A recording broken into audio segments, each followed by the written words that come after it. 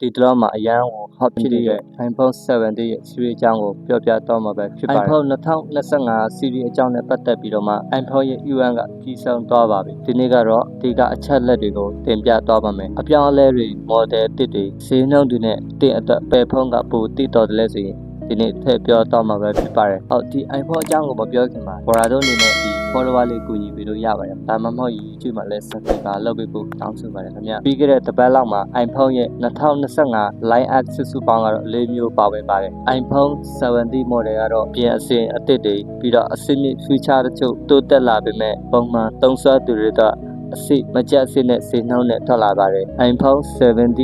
အနေနဲ့ကတော့အရန်ကိုပါပြီးတော့မှတေးတိုင်တဲ့ဝါရှိနေပြီးတော့ iPhone 6 Plus နောက်ကလေးကမတွေ့ဖြစ်ခဲ့တဲ့အလွန်ပါတဲ့ဖုန်းတွေconcept တွေနဲ့ iPhone ကပြန်လဲစမ်းသပ်နေပါတယ်ပြီးတော့ iPhone 70 ရဲ့ Pro ကတော့ပိုဆွနဲ့စောင့်ရှောက်ရည်တွေနဲ့ professional level feature တွေနဲ့လာမှာဖြစ်ပါတယ်ပြီးတော့ iPhone 70 Pro Max ကတော့အကြီးဆုံးအစွမ်းထက်ဆောင် flat 8တွေပါမှာဖြစ်ပါတယ်ဒီလိုနဲ့ Apple ကဒီ Gorilla Effect လို့ခေါ်တဲ့အဆင်ပြေနိုင်လောက်အောင်ရွေးချယ်နိုင်အောင်ဖန်တီးထားပါတယ်ပြီးတော့ iPhone 70 6.3 inch OLED display တွေပါမယ်ပြီးတော့120Hz battery promotion နဲ့အဓိကထူးခြားချက်ပေါ့အရင်ကထက်ဆိုင်ပိုပြီးတော့ smooth ဖြစ်ပြီးတော့မြန်ဆန်လာတယ်ကင်မရာတော့ပိုကောင်းလာမယ်ပြီးတော့အရောင်အသစ်တွေထပ်မံပေါင်းထည့်ထားပါတယ် brand နဲ့ချစ်ဆက်ကတော့အစီတိုးတက်လာပေမဲ့အဓိကစွမ်းဆောင်ရည်တိုးလာစေတဲ့အချက်ကတော့120Hz display ပဲဖြစ်ပါတယ်ကင်မရာတွေကအဆင်ပြေတဲ့အတွက်တာမန်သုံးစွဲသူတွေအများစုကတော့အလွန် iPhone 70s ဒီနေ့ထူးခြားခြားဖုန်း iPhone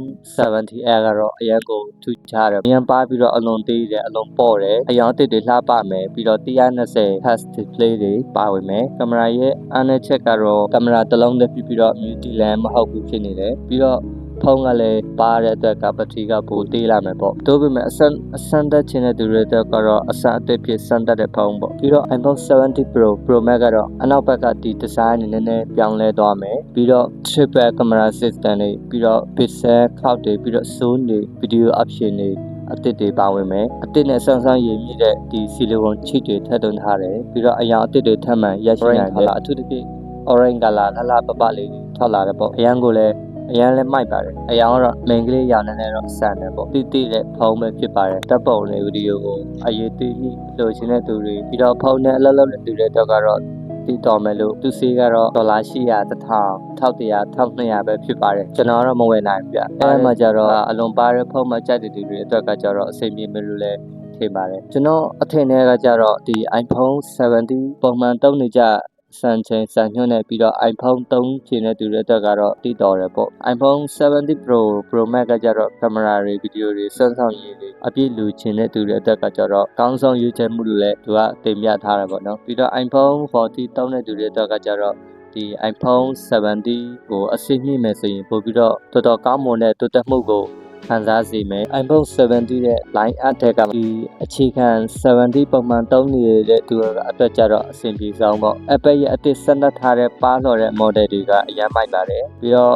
Pro Max တွေစွမ်းဆောင်ရည်အမြင့်ဆုံးကင်မရာအရည်အသွေးတွေကအကောင်းဆုံးလို့လည်းဖြစ်နိုင်ပါတယ်ပြီးတော့ပုံမှန်သုံးတဲ့သူတွေအတွက်ကကြတော့ဒီ iPhone 70ဒါမှမဟုတ် Pro Series ကိုတောင်းတာပို့ပြီးတော့အဆင်ပြေမယ်ထင်တာပဲဒါကအဟောင်းထဲကဝါရှင်တုံးနေပေါ့နော်ဒါကကျွန်တော်ရဲ့ထားဝါရှင်နဲ့ဆိုင်ပြီးတော့မှကျွန်တော်တုံးသက်ထားတာပေါ့နော်တကယ်ချင်းတို့အနေနဲ့ရော iPhone 70 series ကိုတုံးဖို့စဉ်းစားနေပြီလားဒါမှမဟုတ်တွေးနေပြီလားဒါကိုလည်း comment မှာရေးပေးလို့ရပါတယ်ကျွန်တော်တော့အရန်ကိုစေးများပါတယ်ခံစားရတယ်ကျွန်တော်တော့မဝယ်နိုင်ပါဘူး